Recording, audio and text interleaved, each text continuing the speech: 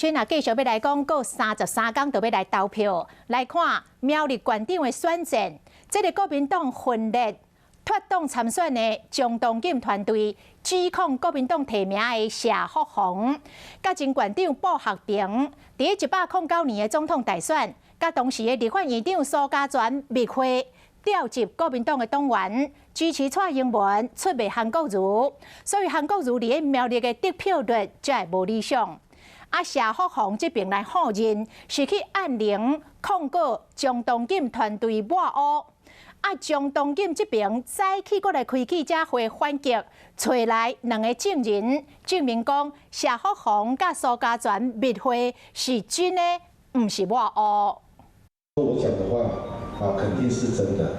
伊是西澳乡农会前理事长肖准义出面证实，109年总统大选进前，接到前县长布学平卡来电话，邀请伊和当时立法院长苏家全做伙食豆开讲。就看到谢会长就谢福洪先生，还有傅学鹏县长，还有苏家勤院长。最主要就是说，苏家勤下来了，帮蔡英文拉票嘛。 唔奈一个，阁有3个乡民代表林英富出面证实，接到布学平的电话，前往和苏家全食饭。当中，阁有国民党提名的苗栗县长候选人谢福洪。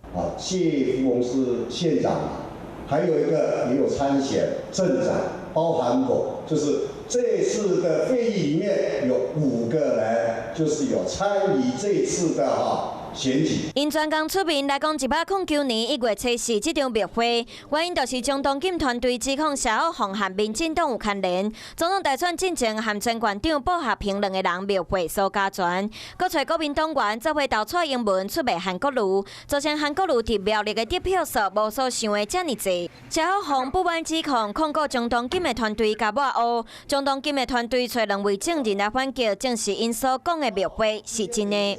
没有投过民进党。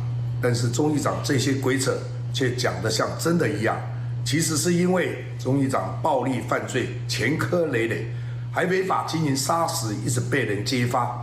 对比谢福洪的清清白白，他实在找不到攻击的点，所以呢就污蔑这一些情节来抹黑我。 谢福洪讲，张东锦的团队出后部要分化国民党，嘛强调伊当时搁伫苗栗替韩国瑜助选，哪有可能会投予蔡英文？对庙会搁有出卖韩国瑜的指控，全部否认。